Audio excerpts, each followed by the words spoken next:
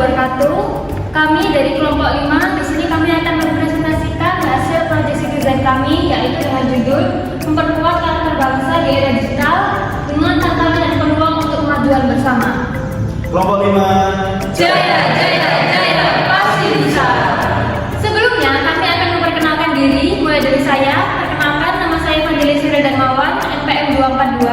Perkenalkan, nama saya Dinda Putri Wijayanti, NPM 236. Perkenalkan, nama saya Nada Ramadan, NPM 234. Perkenalkan, nama saya Rahmat Saputra, NPM 84. Nama saya Ahmad Nyamat, NPM 11. Oke, mulai sekarang kami akan mulai membacakan mulai dari masalah utama tentang masalah yang kita hadapi saat ini. Yang pertama adalah masalah utama di era digital saat ini. Karakter bangsa perlu diperkuat mengingat kemudahan akses informasi juga membuka peluang maraknya konten negatif seperti hoax, ujaran kebencian, dan pornografi yang dapat mendegradasi moral dan nilai-nilai luhur bangsa. Lanjut ke tantangan mengatasi maraknya konten negatif di internet yang menjadi isu nasional serius, memperkuat undang-undang dan kebijakan terkait serta penegakan hukum yang tegas, merancang program penguatan karakter yang relevan dan melibatkan masyarakat secara aktif. Lanjut ke peluang untuk kemajuan bersama, ada kolaborasi dan sinergi antara pemerintah, masyarakat, dan platform media sosial dalam memerangi konten negatif, meningkatkan literasi digital masyarakat, dan membangun budaya digital yang positif. Peran individu, kelompok, dan organisasi dalam mengedukasi, memberikan masukan, dan mendorong regulasi yang proaktif. Yang terakhir, peran pemerintah pusat dan daerah dalam merumuskan kebijakan, program pendidikan karakter, serta monitoring dan evaluasi. Yang kedua, kebijakan kelas. Yang pertama, kebijakan kelas yang diusulkan manfaatkan teknologi digital untuk menghasilkan karakter seperti aplikasi edukasi karakter, edukasi, dan platform. Yang kedua, keuntungan kebijakan kelas memanfaatkan teknologi digital yang lebih optimal.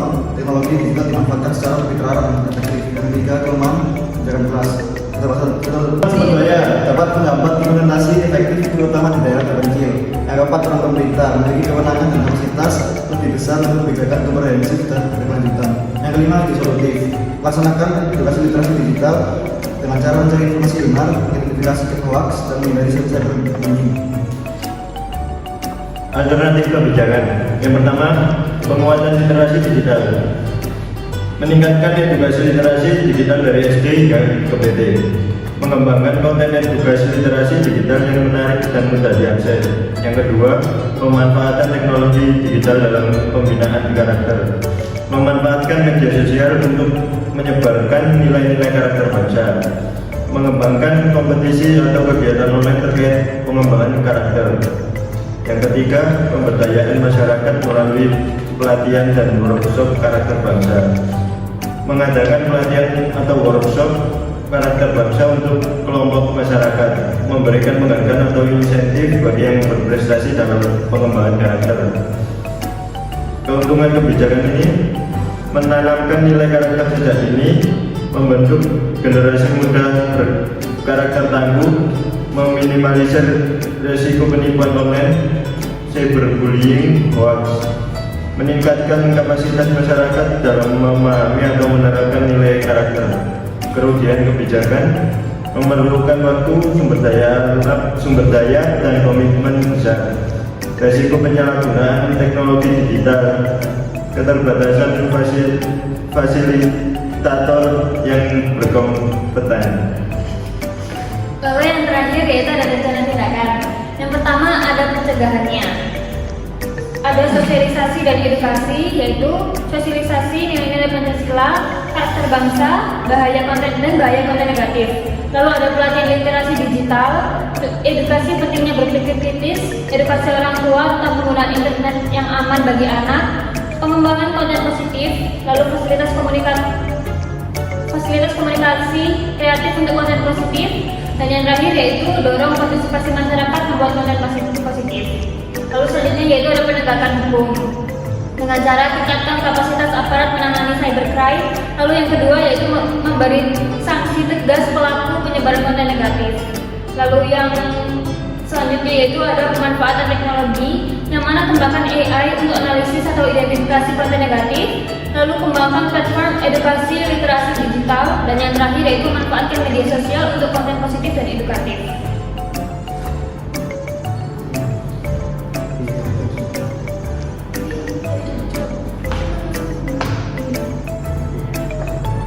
Selanjutnya adalah tindakan yang pertama adalah pihak yang harus dilibatkan.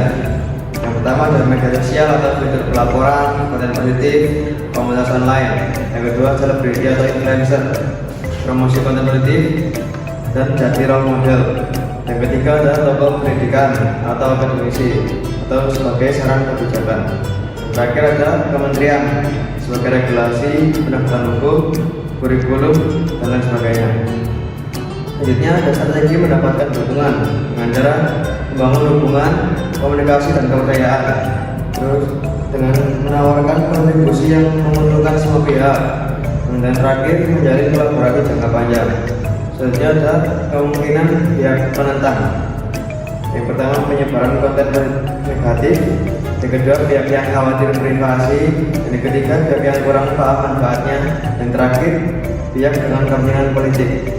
Yang terakhir ada strategi untuk pihak menentang. Strategi pertama melibatkan mereka dalam proses perumusan kebijakan. Yang kedua memberikan edukasi dan pemahaman. Yang ketiga menawarkan solusi alternatif. Yang keempat membangun kerjasama dan kolaborasi. Yang terakhir menunjukkan komitmen dan konsistensi. Baik, sekian presentasi yang bisa kami sampaikan. Mohon maaf bila ada salah kata dan kekurangan. Selebihnya kami ucapkan terima kasih. Wassalamualaikum warahmatullahi wabarakatuh. Waalaikumsalam.